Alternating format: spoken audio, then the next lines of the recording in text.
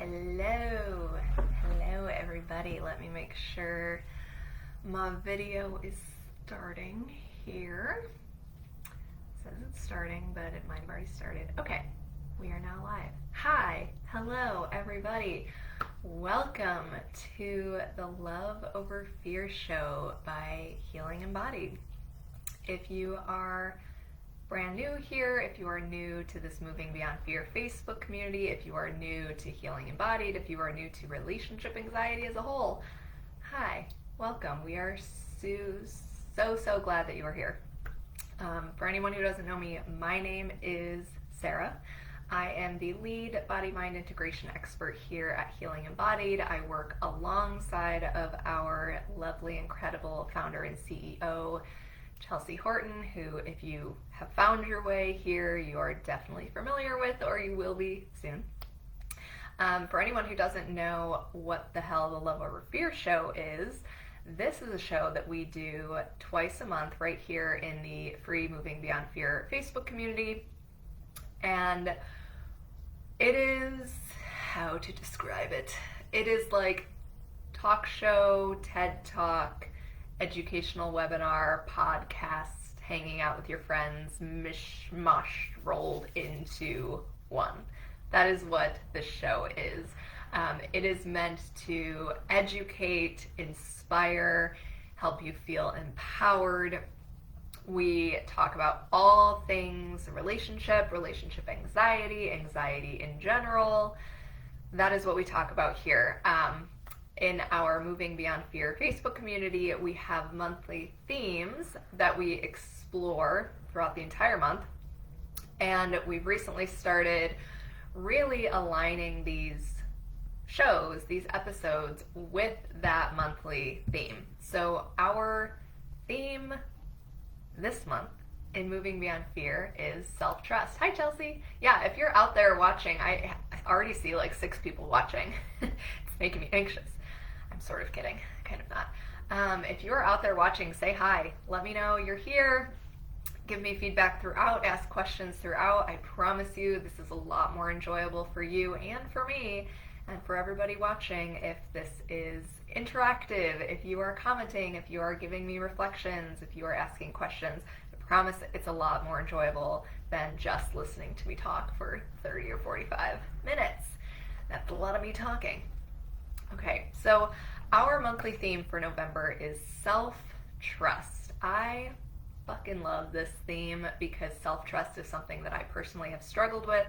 I'm sure many out there can relate. Most of us with anxiety have struggled to trust ourselves or always struggle to trust ourselves. So this is a topic, a theme that is very near and dear to my heart, and particularly today's episode, which is how to trust yourself when making decisions. So I did an episode a few months ago, it's probably many months ago, but I'm going to say a few months ago, that was called How to Stop Freaking Out About Decision Making. I can link that one here because that's kind of a precursor to today's episode. Difference being that in that episode I really zoomed in on the role of anxiety and fear when it comes to decision making. And today I'm actually going to zoom in on the role of trust when it comes to decision making. So if you want to check out that episode, feel free. Just know that today is going to be very different because we're going to be looking at the role of trust instead of the role of anxiety and fear. All right. So let's dive in, shall we? Self-trust. Self-trust is a huge cornerstone of our work at Healing Embodied. So many people come to this work, come to us and say that they want to be able to trust their partners. Oh, my partner isn't doing anything wrong. They haven't given me any indication that I can't trust them, but I still find myself doubting, second guessing, getting really paranoid. I can't trust them. I want to be able to trust them. I want to be able to trust my relationship.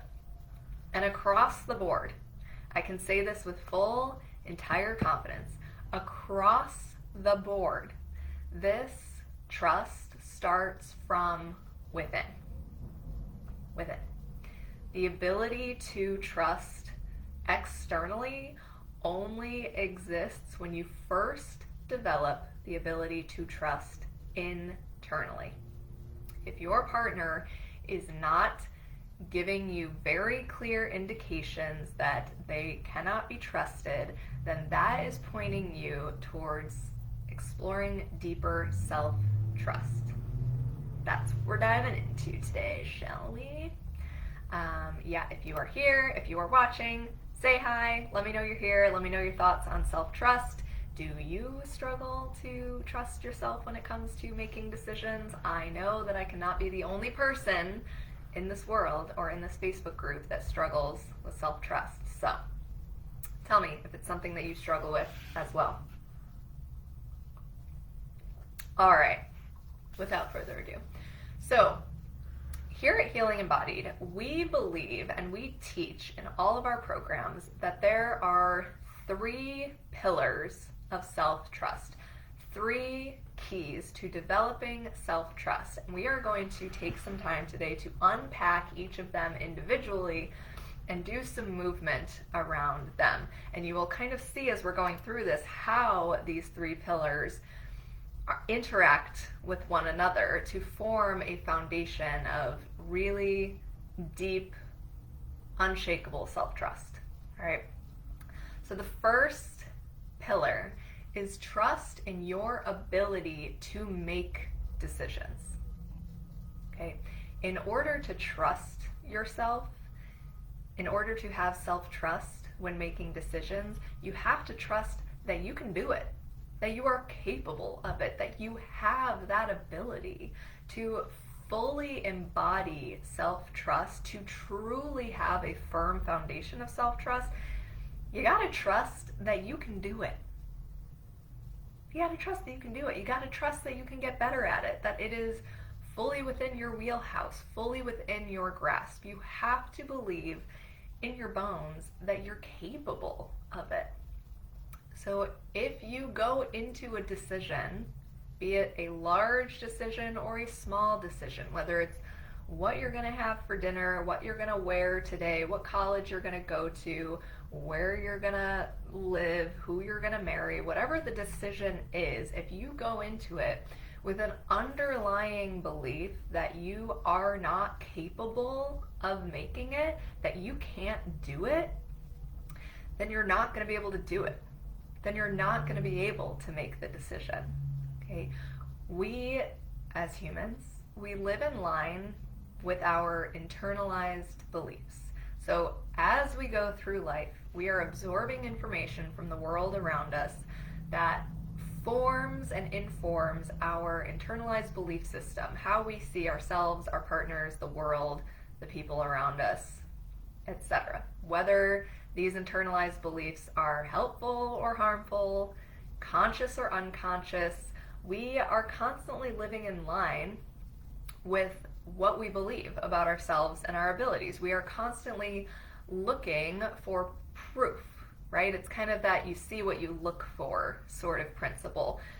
If you leave your house looking intentionally for yellow convertibles, you're going to see a lot of yellow convertibles. When was the last time you saw a yellow convertible? I can't even think that I've ever seen one. But if I leave my house looking for one, I'm going to see one, or I'm going to see one that's pretty close to it, okay? We're constantly doing this, all right? So this is the same when it comes to decision making. I don't do things that I believe I'm incapable of doing. I don't try to perform heart surgery because I know that at this exact moment, I am fully incapable of performing heart surgery. I cannot do that, so I'm not even going to attempt to do it. I do, however, try to have difficult conversations with my partner because I believe that I am capable of doing this, even when it's hard, okay? In order to trust yourself when it comes to making decisions, you gotta believe that you're capable of doing it, that you can do it, that this is within your wheelhouse. Hi, Pamela. I see you watching. Thanks for being here. So in order to achieve this often involves a hell of a lot of unlearning and relearning. Many of us, particularly those of us who experience anxiety or higher levels of anxiety, most of us learn throughout our lives that we can't trust ourselves, or that it's safer or somehow better to have other people make decisions for us, to defer and default to others. Chelsea's going to go into that a lot deeper in our next episode a little bit later this month, but I wanted to touch on it because part of this process is unlearning the belief that you aren't capable of making a decision and relearning the fact that you are capable of it, you can do it, even when it's difficult, even when they are really, really hard decisions to make, even when it's something you've never done before, you can do it, all right?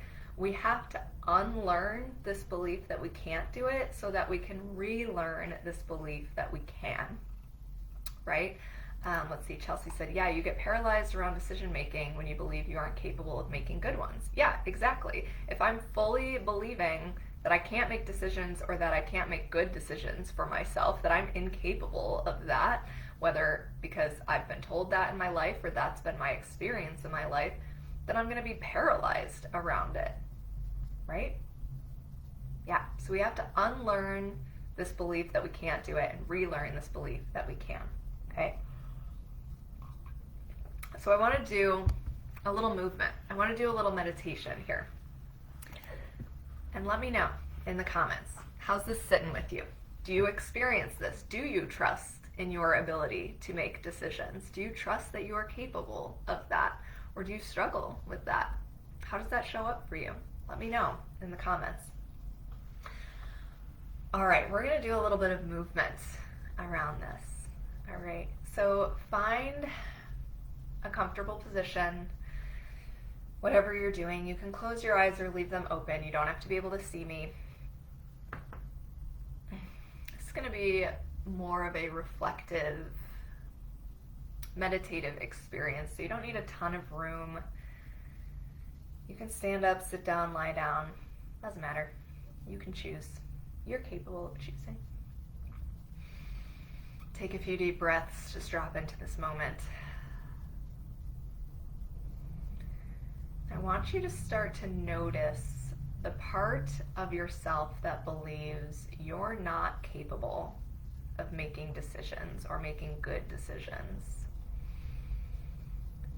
The part of you that has learned, that has been told, that has experienced that you can't do it. You can't make good decisions for yourself. It's safer or better to defer to others. The only way to make good choices for yourself is to listen entirely to other people. Tune into that part of yourself. And notice what starts to happen in the body.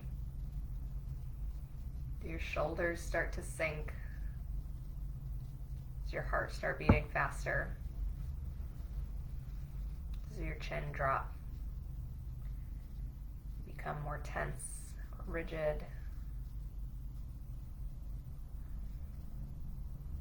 What is the energy of this part of you, this part that believes they're not capable of making good choices for yourself?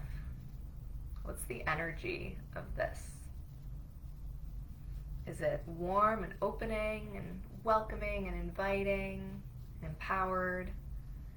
Or does it feel small? Does it feel quiet, scared, shameful, closed off? Just notice this in the body. Just be with this for a minute. Just noticing this, just being with this might bring up emotion. It might bring up fear. You might feel the urge to distract yourself, to do something else, to go away, to leave this video. See if you can just sit with this for a minute. Be with this part of yourself.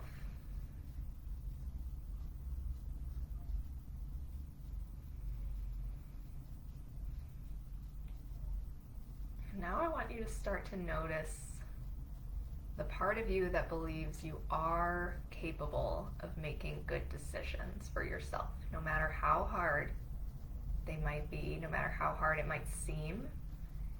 you're capable of doing it. You're capable of doing hard things. Even if that part of you feels really, really quiet or made up right now. If you're like, I don't have that part of me, that's okay. Imagine that you do. Lean into creativity. Paint the picture for yourself.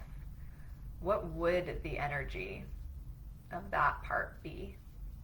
What starts to happen in the body as you invite this energy of, I can do this. I'm capable of this. I trust in my ability to do this. Do you sit up straighter? Does your breath change? What happens in the face? What happens in the chest? What happens in the spine, the hips, the legs, the hands, the feet, the energy, the emotions, the mind?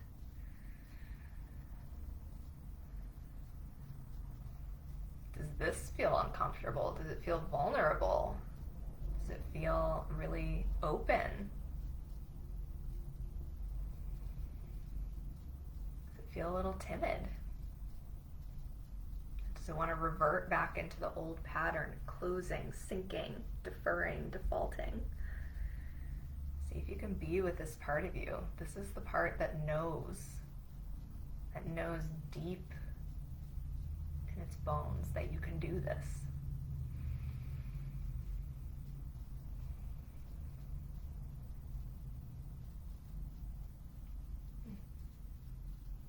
And start to open the eyes, start to come back to the external environment. What did you notice? What's the difference between those two parts? It might have been very, very subtle. Might have been that your shoulders went from here to here. Might have been that your breath slowed down or dropped lower into the belly. What's the difference? What's the difference between the energy of the part of you that doesn't believe you're capable and the part of you that knows that you are? What did you notice in that? Share in the comments. Let me catch up with a couple of comments here. When I didn't trust my ability to make my decisions, Googling and reassurance seeking were my go-to. Absolutely, we default into these patterns of seeking external reassurance or validation because otherwise it feels terrifying. If we don't think that we can do it, then we're going to constantly seek it out from other people. And what that does is it just reinforces the belief that you can't do it, right? If we can't ever stand in that discomfort of, whoa, I don't feel like I can do it right now. Let me sit in that and shift my energy. If we constantly just feel this like, nope, I'm gonna go over here, nope, I'm gonna go over here, it's just gonna reinforce this belief that we can't do it. See, I struggle with trusting myself. I often seek external validation around any big decisions that I make. Yes, yes, yes, yes. That is something I've struggled with so much. It came up on my birthday a little over a month ago. My husband asked me where I wanted to go out to dinner for my birthday, and my immediate response was, where do you want to go? And he was like, Sarah, it's your birthday. And I was like, oh yeah. And eventually I could make the decision, but I had to bring it back to myself. I had to stop deferring to the external. My husband's very good at this in a way that drives me freaking nuts because he won't give it to me. He won't give me the external validation or the reassurance. He won't do it. He'll just be like, no, this is on you, and walk away. And I'm like, but it helps because then I'm forced to strengthen it on my own. And I'm going to circle back to discomfort and everything. But yes, Megan, same. External validation. Let's see, for me it shows up with intrusive thoughts that I can't. Yes, so intrusive thoughts that I can't make this decision. Every time I feel attracted to my partner or I feel happy, these thoughts appear right after. I feel instant fear that this could be true. Fear that you could be attracted to him and feel happy, or I assume you mean an instant fear that this might not be true. That it might not be true that you're attracted to him or something along those lines is what I'm assuming. Yes, absolutely. So as soon as you start to feel good, grounded, calm, those thoughts pop up because that right now, good, grounded, calm, feels scary. That feels outside of your window of tolerance right now, even though it's what you want, even though we want to feel good and grounded and calm and confident and happy and attracted, even though that's what we're seeking out, still outside of our window of tolerance. So the intrusive thoughts are feeling like, wow, vulnerable. We might get hurt. She might not make a good decision. She can't make good decisions. So they're going to pop in to try and protect you, right? Let's see. I feel that since I don't have a lot of relationship experience, I can't trust my own decisions within my relationship. Yes, so because you feel like you don't have the experience, you have to defer to people who do have the experience instead of trusting your ability to learn as you go. Like, how could I possibly know if this is the right relationship because I haven't been with a bunch of people and I don't have the experience, so I can't possibly know, right? Instead of trusting, maybe I don't have the experience and I still trust that I will figure it out as I go. And that if something doesn't feel right to me, I trust myself to figure that out. I trust that. Juicy, baby. Yeah. All right. Feel free to keep sharing in the comments how that experience was. What did you notice between these two parts of you? The part that doesn't trust in your ability and the part that does. All right. Let's head into our next pillar of self-trust here. Trust it. I think this is my favorite, so I'm gonna get probably passionate in this one. Trust in your ability to get through challenges. So we started with trust in your ability to make decisions, and you have to trust in your ability to get through challenges. I want to share a quote by Dr. Russell Kennedy. He's an incredible anxiety expert and neuroscientist. He is actually one of our regular guest lecturers in our Luscious Love group program. He has a fantastic book. It's called Anxiety RX. His philosophy is so parallel to what we practice here at Healing Embodied. He's fantastic. So he says, anxiety traps us by making us overestimate threat and underestimate our ability to deal with it. Let that sink in for a little moment here. It sums up the whole experience of anxiety. We feel trapped in the energy of anxiety because when we are in our anxious mind, when we are in that state, we overestimate threat. Everything looks more threatening, more risky than it actually is. We overestimate the threat and we underestimate our ability to deal with it. Okay? So if you don't trust yourself to do and get through hard things, then all decisions will feel like life and death. All decisions will feel terrifying. No matter how small, no matter how minimal the risk, if you do not trust that you can get through and tolerate challenges and discomfort and pain and hard moments, then it's going to feel like every decision is going to kill you. That sounds like a stretch. It's not. That's how decisions feel. When we just truly do not trust our ability to get through challenges, when we are constantly thinking, I can't handle that. This is going to kill me. This is going to be the end of me or the end of my relationship, then all decisions are going to feel terrifying. I see comments. The energies are so different for me. Not trusting is disempowered and frantic. Yes. The part that doesn't trust felt scared and confused. The part that does trust also felt scared, but the empowered kind of scared, where I knew I'd be okay with the decision I make. Yes, courage. That sounds like courage. It's not the absence of fear. It's I trust and I'm going to do this even in the face of fear. Not trusting, closed heart, shoulders, pain in the back, a note in my throat, sadness, hopelessness. Trusting, empowered feeling, straight back, open shoulders, open heart, smile, content feelings, and ease. Beautiful, beautiful. You see how just being in those energies shifts so much in the body? Like, holy shit, hello. So, trusting in our ability to get through challenges. Self-trust, y'all, it is not about trusting yourself to make the perfect decision. So going back to the comment about from Alexa, I feel like since I don't have a lot of relationship experience, I can't trust my own decisions within my relationship. It's not about having all of the experience and being able to make the perfect decision. It's about trusting that you will make the best decision you can with what you have in the moment, and you will be present to anything and everything that unfolds as a result of that decision. Okay, that was a lot of words. Let me repeat that. Self-trust, it is not about trusting yourself to make the perfect decision. It's not about that.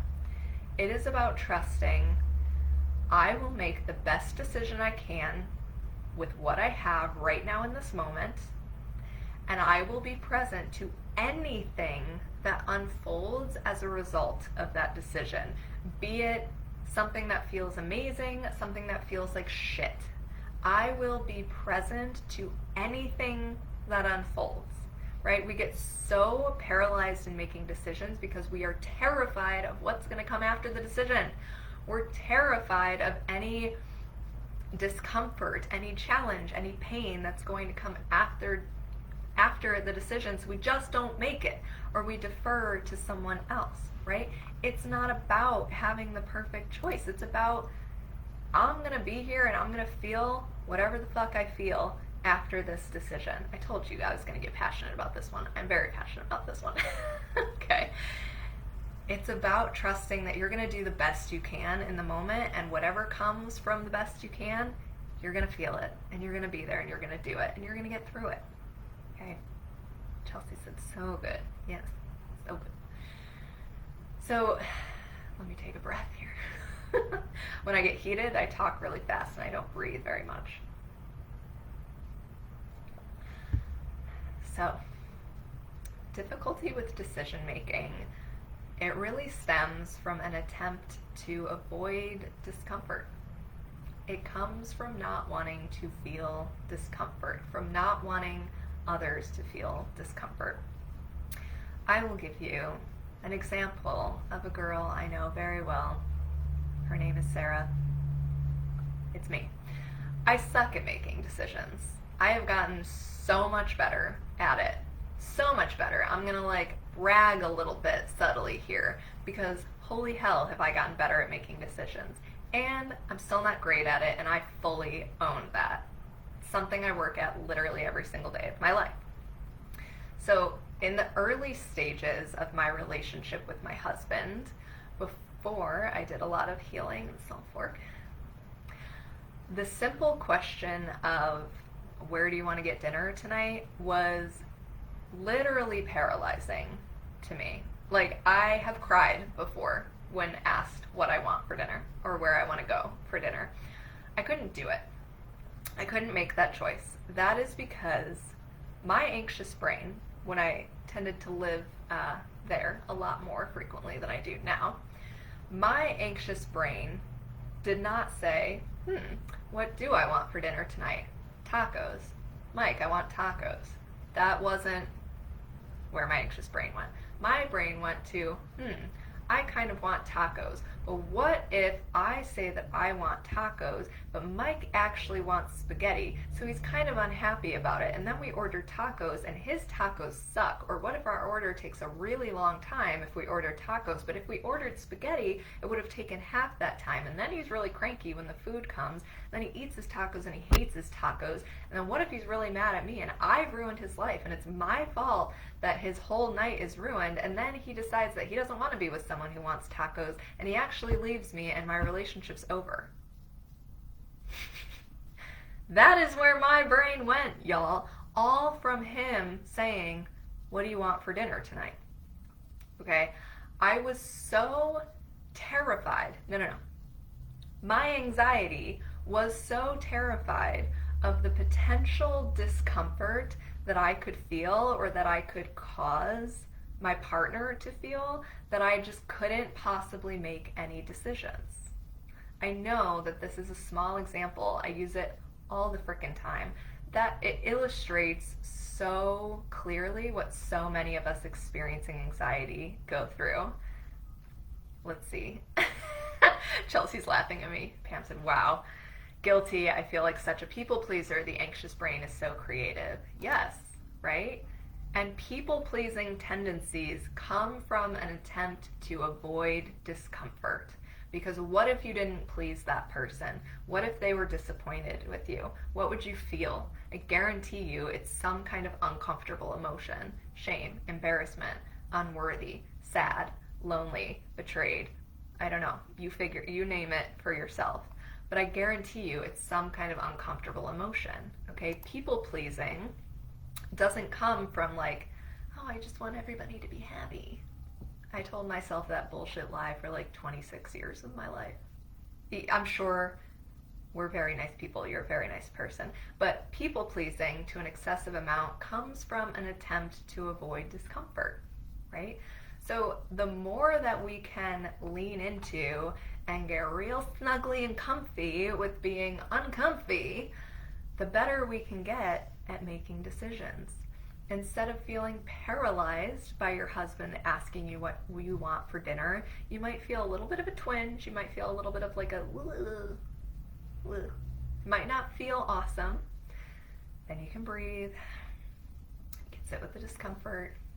You can say, ooh, hi, I see you. I see you, little twinge. You can remember that no matter what happens, even if your partner hates the tacos, even if they take forever, even if they are praying in their mind that you'll say spaghetti because they really want spaghetti, even if the tacos are so incredibly horrible that your husband gets food poisoning and decides they hate you and leaves you, you can handle it. You can get through the challenge. You can do it, okay? And I'm going to throw in a little note here because this often gets interpreted incorrectly. I am not saying that the challenges will feel good. Discomfort will always be uncomfortable. I ain't trying to make the discomfort feel good for you, and you shouldn't be trying to do that either, okay? When I say you can get through it, I don't mean that you will enjoy it. I don't mean that. I mean get through it. I mean believing that you can do hard things, that you can tolerate painful feelings, that you can tolerate discomfort. Okay, discomfort is just sensation in the body. We're going to do a little bit of movement here in a minute. It's just sensation in the body, and you can tolerate it no matter how horrible it is. A lot of times people misinterpret this and they come back and they're like, but how can you say that if my partner left me, I would be okay and I would get through it? I don't mean that you enjoy it. I ain't saying that. If my husband left me, I would feel horrendous grief for a very long time. If I lost him, if I lost this relationship, I would feel just the most grief, probably more than I've ever felt in my entire life. Okay, even just thinking about it sometimes can give me chills. And I know that I wouldn't die. I know that I would lean into my supports. I would allow myself to feel the feelings. My body might feel overwhelmed, and I would roll with it. I would be present to that overwhelm. I would allow myself to feel it. I would get help where I needed it. I would express the grief and the anger and the sadness when I needed to, in the way that I needed to. I would allow the process and the pain to unfold however long it takes and in whatever way it needs to. And I know that I would, again in my life, feel happiness. There would be a time that I would smile again, that I would laugh again, that I would see friends, that I might even feel love again, okay? I'm not saying that you're gonna enjoy it. If you are waiting for yourself to enjoy discomfort, you're going to be waiting for a hell of a long time. But you can tolerate it. You can get through it. It's not going to kill you. We don't have to avoid it. Okay? Let's see, Megan said, totally resonates. Good. I was so afraid of making a mistake and feeling unworthy. Yeah, hello. Welcome to my life. I would be a puddle of grief. Preach. Yes. I would like, puddle is probably the best word to describe it.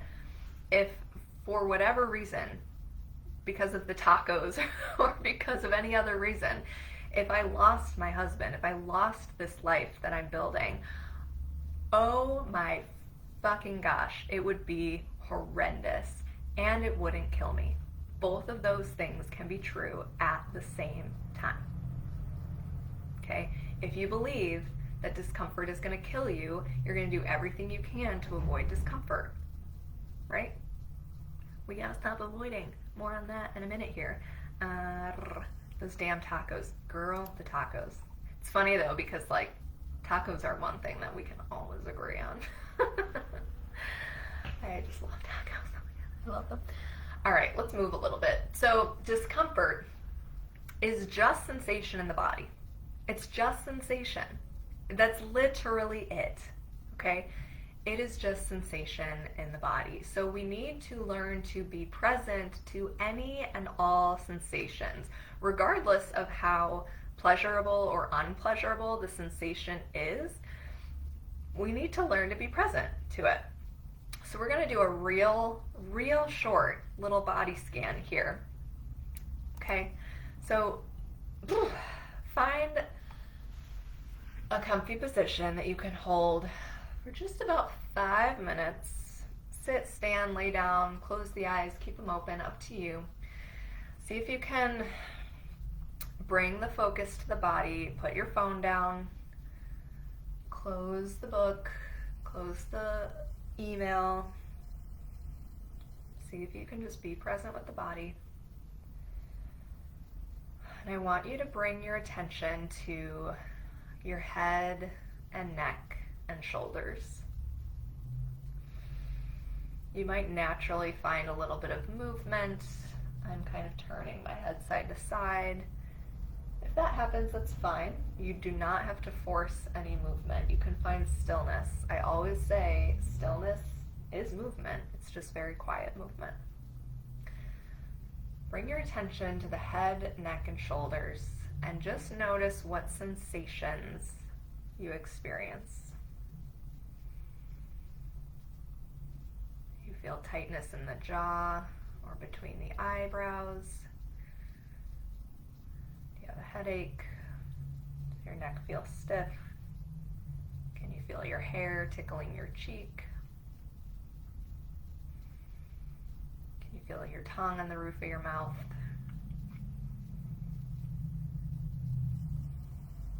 Can you feel the cool air entering in the nose or mouth, and the warmer air exiting?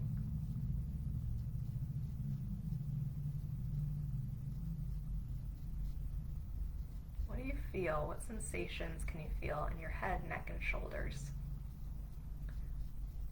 Notice, are they pleasurable sensations, neutral, or unpleasurable?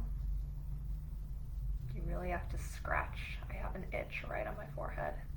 See if you can avoid or resist the urge to just change and alter the experience. See if you can sit with it just for a moment and ask yourself, can I tolerate this? Might sound like a silly question. Might be like, of course I can tolerate it. Do it anyway. Can I tolerate what I'm feeling right now?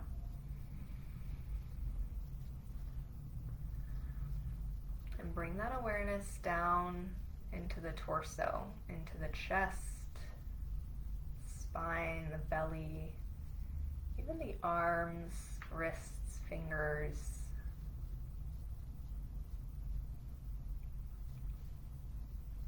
Notice, what do you feel? Can you feel your clothing? Do you feel your hands resting in your lap? Are your hands cold or warm?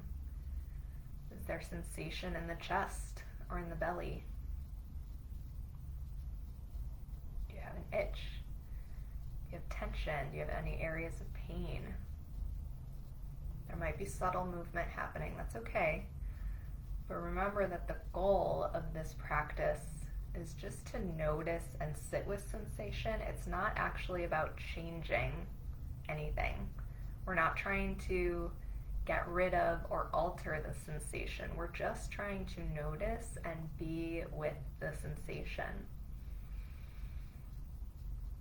If you're not used to doing this, it might feel extremely overwhelming. Just blink the eyes open, take a couple moments to breathe, shake it out, and come back to it. And any sensation that you're feeling in the torso, just ask yourself, can I tolerate this?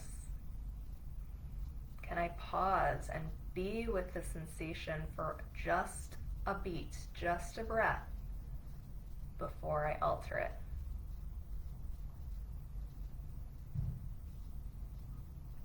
Am I safe in this sensation?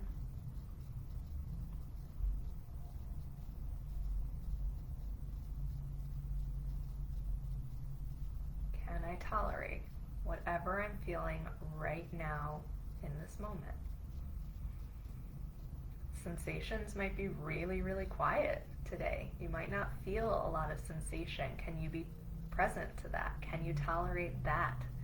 Can you tolerate the quiet? And take it down into the lower body, into the hips, the legs, the knees, the ankles, the feet, the toes. There might be subtle movement, but you don't have to create movement where there isn't any. You can allow it, but you don't have to create it. What sensation do you feel in the lower body? Is your butt a little bit numb from sitting? Are your hips kind of tight? Can you feel your pants or skirt or no pants on your legs? Can you feel your feet on the floor? Do you feel the urge to crack your toes, your hips? Do your legs feel tight? Are they cold? Are they warm? Are they shaky? Just ask yourself, can I tolerate what's already there? Can I tolerate this sensation? Am I safe in this? Is this sensation safe? Regardless of how comfortable or uncomfortable it is, can I tolerate it? Can I recognize that uncomfortable does not equal unsafe?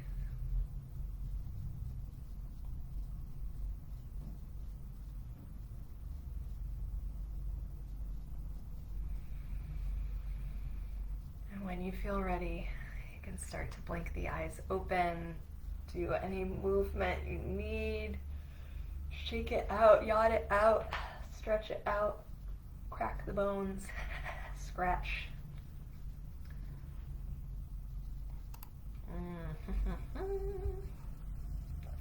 All right, what did we notice?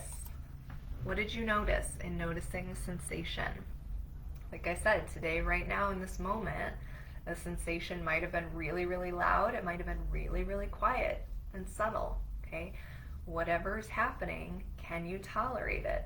The better we can get at just experiencing the sensation in the body and being with that, the more we can recognize it for what it really is and not what fear is making it out to be. We can feel tension in the chest and the belly and shaky and hot and tearful and shutting down. We can feel that anxious energy and we can recognize, oh, it's sensation in my body. I'm not dying. The world is not collapsing. My relationship is not ending. I'm feeling sensation. We can name it for what it actually is. Okay? Feel free to share in the comments. What did you notice? How was that? Was it easy? Was it hard? Was it scary? Was it pleasurable? Was it unpleasurable? What did you notice? Okay? And I'm going to dive into our third and final pillar of self-trust. So we started with trust in your ability to make decisions, trust in your ability to get through challenges, And finally, we have trust in the unknown unfolding of life.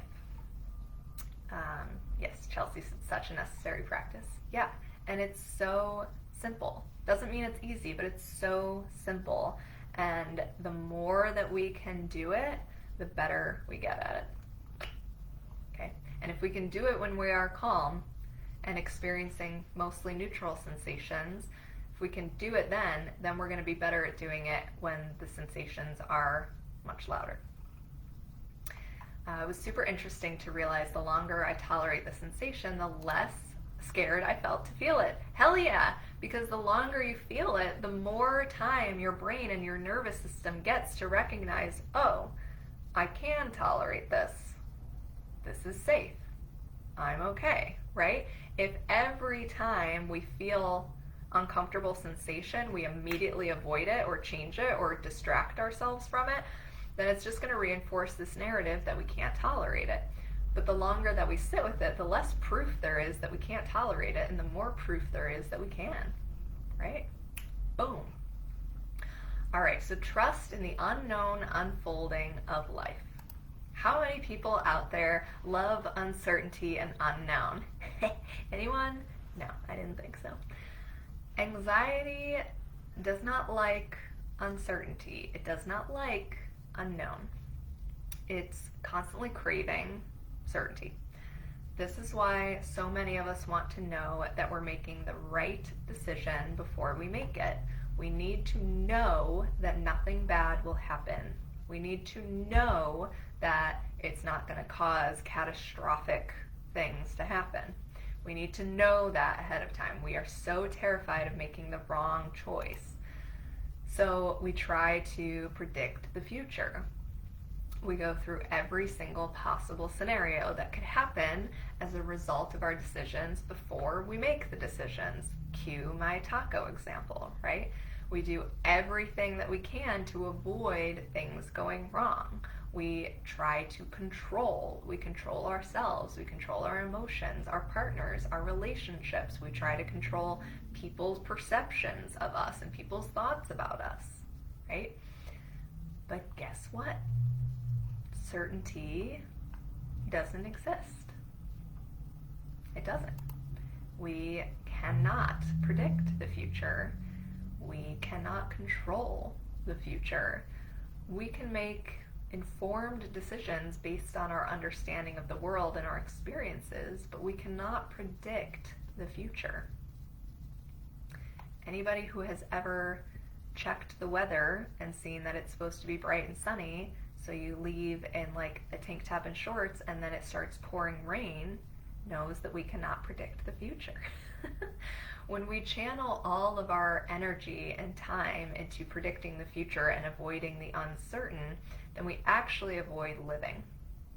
We don't avoid the uncertain because we can't avoid the uncertain. We avoid living. We don't live. We don't experience. We just spend our whole lives avoiding.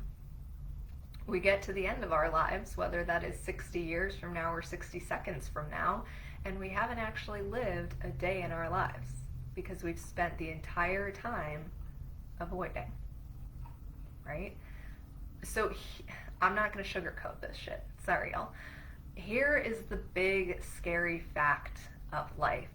Things could take a horrible turn. Something terrible could happen literally any single second.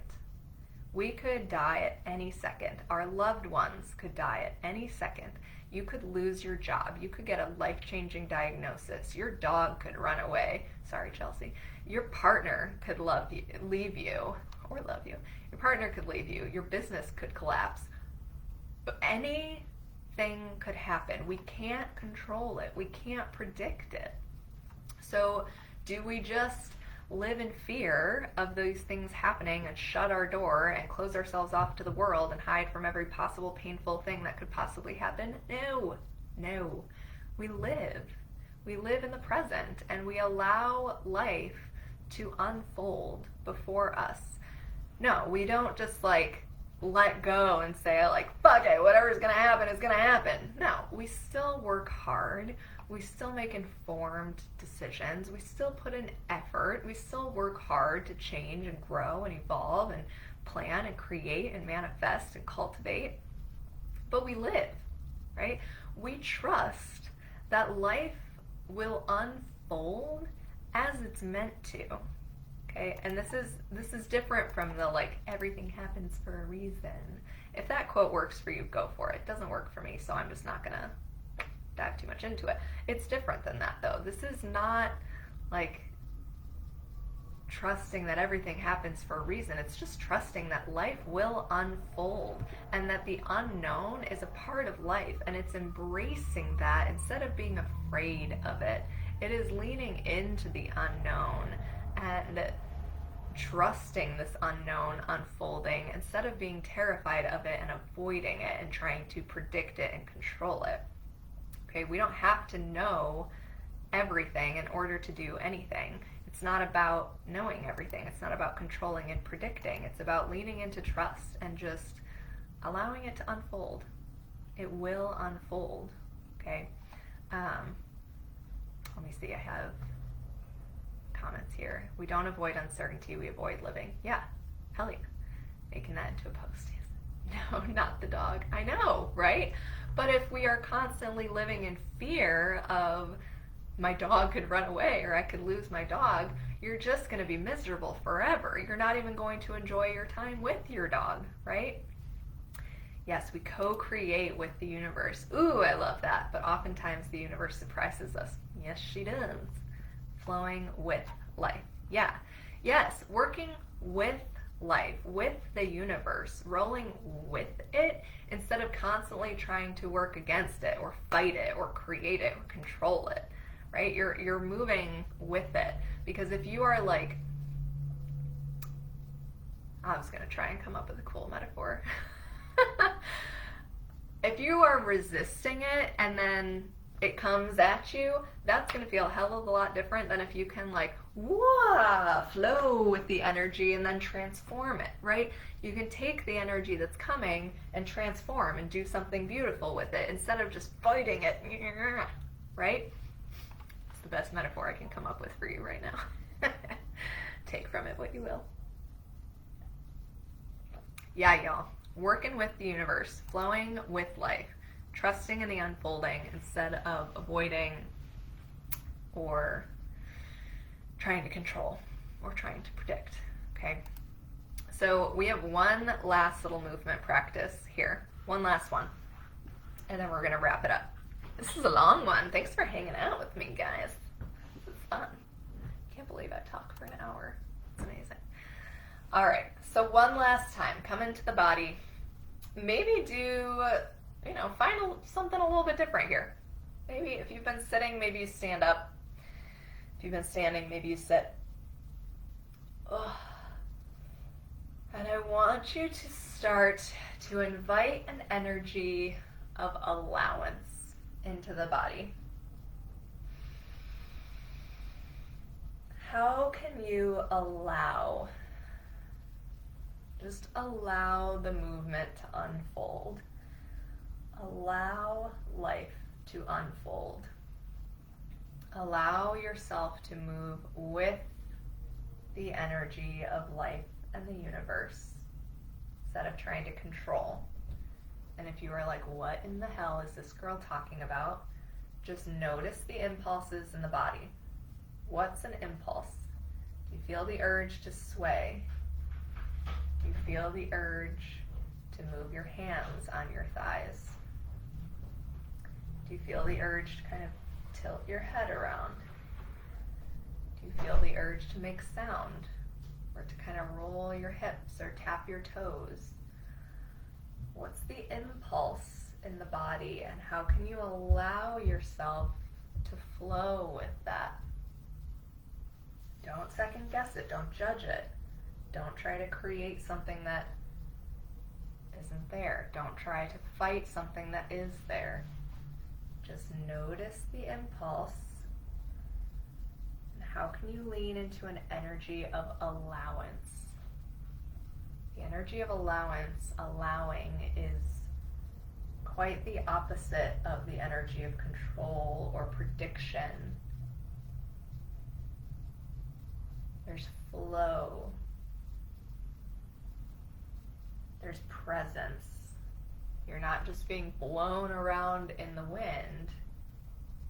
You are becoming one with the wind. How can you allow? Just move with the energy of allowance. And if this is way too much today, just sit, just breathe, and become curious about what it would look and feel like for you to allow. There doesn't have to be an answer yet. There doesn't have to be a verbal answer yet. Just become curious. What would it look like? What would it feel like for me to allow? To allow myself to trust in the unknown. Can I allow that? Can I give myself permission to trust in this unfolding?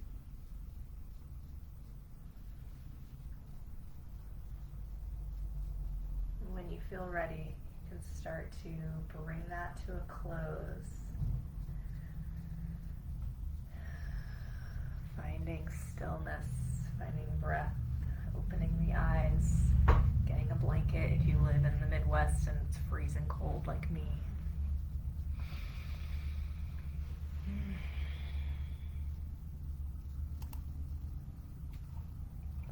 Ooh. So what shifted? What shifted for you as you leaned into allowance? Even if it, today it might have been full-blown allowance in the body, or maybe it was, I'm gonna allow myself to just be here for the next 2 minutes. That's what I'm gonna allow. What shifted? What happened? Chelsea said, allowance feels like softening. Yes, same. To me, allowance is softening, but it isn't. It's very different for me than just like releasing. It's not complete floppiness. There is still intention. I am aware. I am kind of creating some shifts. I am present to it, but it's soft. It's supple. Okay, the earth can move me, and then I can move it back. It's a relationship versus a dictatorship or a clashing. It's not passive. Yes, that's it. It's not passive. It's not just like, oh, life is just going to happen to me. No, life is not happening to you. You are in the driver's seat of your life, and you are allowing the universe to be what it is. You're allowing life to be what it is. Hell yeah. Woof. Wow. Wow. Here we are, 57 minutes later. What a doozy of an episode. This is juicy as hell. All right, y'all. So let's kind of recap here. Self-trust. How to trust yourself with making decisions. 3 things have to happen. Number 1, you have to trust in your ability to make decisions. You got to believe that you are capable of doing it.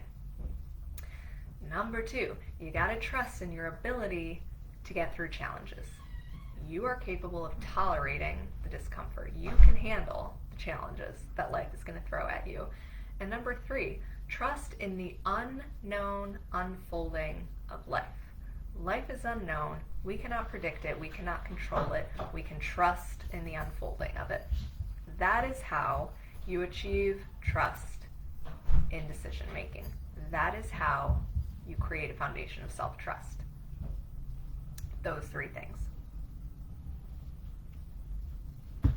Okay, so your challenge now is to share in a separate post in this Moving Beyond Fear Facebook group as we are diving into our theme for this month. This is what I want to hear in a separate post. Number 1, how do you feel when you make decisions from a place of fear and anxiety? Okay, how do you feel when that is where you make decisions from? Number 2, how do you feel when you make decisions from a place of self-trust? Even if you have never ever in your life made a decision from a place of self-trust, which isn't true. You have. You just don't know that you have. Okay. How do you feel when you make decisions from a place of fear and anxiety? How do you feel when you make decisions from a place of self-trust? That's what I want you to share in a separate post, okay? And if you want more help with this, if you really liked what we dove into today, if you liked these movement practices, and or if you're like, holy shit, that was a lot and I need help. If you want more help cultivating self-trust, apply to work with us. This, like I said, literally in the first 5 minutes of this video, this is what we do. This is a huge cornerstone. You will not work with Healing Embodied without working on cultivating self-trust. Okay, this is, you have to have self-trust in order to move beyond anxiety and move beyond fear. You have to.